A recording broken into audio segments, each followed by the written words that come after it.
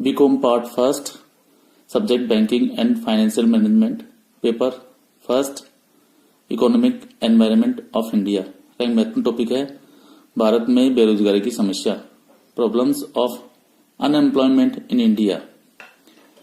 मानवीय साधनों का समुचित उपयोग आर्थिक, सामाजिक तथा राजनीतिक दृष्टि से महत्वपूर्ण है, किंतु बेरोजगारी के कारण गरीबी, आर्थिक असमानता व पिछड़ेपन के साथ साथ निराशा और असंतोष का वातावरण उत्पन्न होता है। बेरोजगारी का अर्थ, मीनिंग ऑफ अनएम्प्लॉयमेंट। बेरोजगारी का अर्थ उन व्यक्तियों को काम नहीं मिलने से है जो इच्छुक तथा योग्य हैं, पर उनकी योग्यता एवं इच्छा के बावजूद भी काम नहीं मिल पाता है। भारत में बेरोजगारी के प्रमुख प्रकारों में निम्नलिखित है। Types of unemployment in India are as follows. पहली है खुली या संरचनात्मक बेरोजगारी, ओपन और स्ट्रक्चरल अनएम्प्लॉयमेंट। देश में उत्पादन, विनियोग तथा प्रभावपूर्ण मांग में कमी के कारण होने वाली बेरोजगारी को खुली या संरचनात्मक बेरोजगारी कहा जाता है। यह सर्वत्र दिखाई देती है। दूसरी बेरोजगारी है छिपी हुई बेरोजगारी, डिस्ग्यूस्ड अनएम्प्लॉयमेंट। जब श्रमिक काम पर लगा हुआ होता है किंतु उसको काम से हटा भी दिया जाए तो उत्पादन पर कोई प्रभाव नहीं पड़ता है, अर्थात उसकी सीमांत उत्पत्ति शून्य हो, तो ऐसी बेरोजगारी को छिपी हुई बेरोजगारी कहते हैं। भारत बेरोजगारी का स्वरूप ग्रामीण क्षेत्र में बहुतायत से मिलता है, अर्थात ग्रामीण क्षेत्र में इस तरह की बेरोजगारी अधिक मिलती है। तीसरा है मौसमी बेरोजगारी, सीजनल अनएम्प्लॉयमेंट।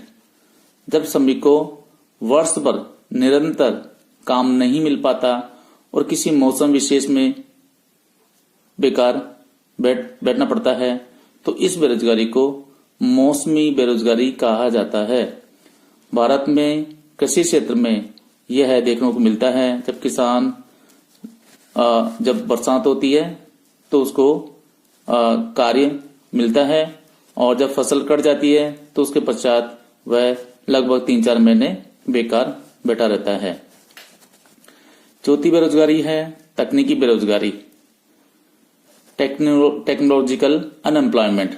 नई मशीनों को अपनाने से कुछ श्रमिकों को मशीन चलाने में असमर्थ हैं को काम से हटा दिया जाता है तथा स्वचालित मशीनों में श्रमिकों की कम आवश्यकता होती है।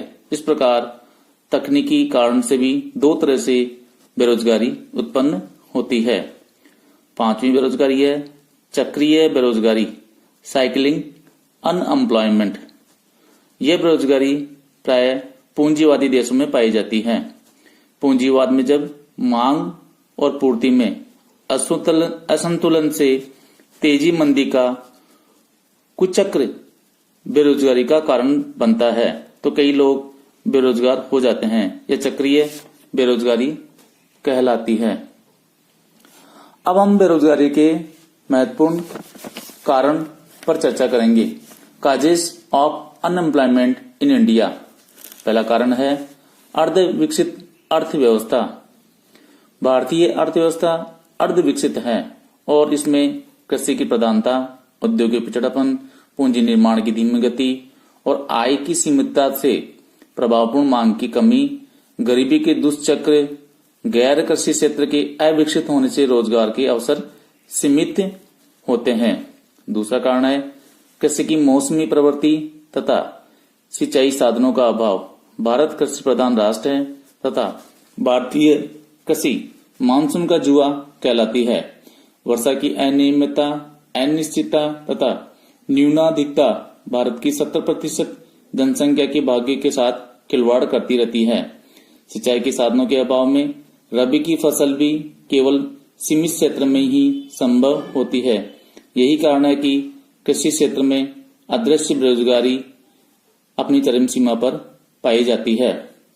तीसरा कारण है जनसंख्या में तीव्र वृद्धि। भारत में बेरोजगारी का एक प्रमुख कारण यहाँ जनसंख्या विस्फोटक में वृद्धि होना है। 2001 से 2011 के दशक में जनसंख्या 18.45 करोड़ बढ़ी। प्रति वर्ष जनसंख्या में लगभग 1.8 करोड़ व्यक्ति जुड़ जाते हैं। इसके अतिरिक्त भारी संख्या में पड़ोसी देशों से शरणार्थियों का आगमन भी एक इसका महत्वपूर्ण कारण रहा है जनसंख्या वृद्धि का।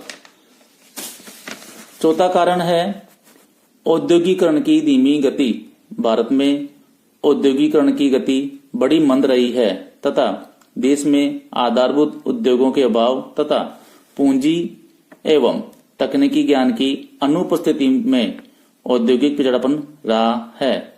2011 में काम पर लगी जनसंख्या केवल 48.2 करोड़ थी। उसमें से उद्योगों में केवल 4.5 करोड़ व्यक्ति ही नियोजित थे।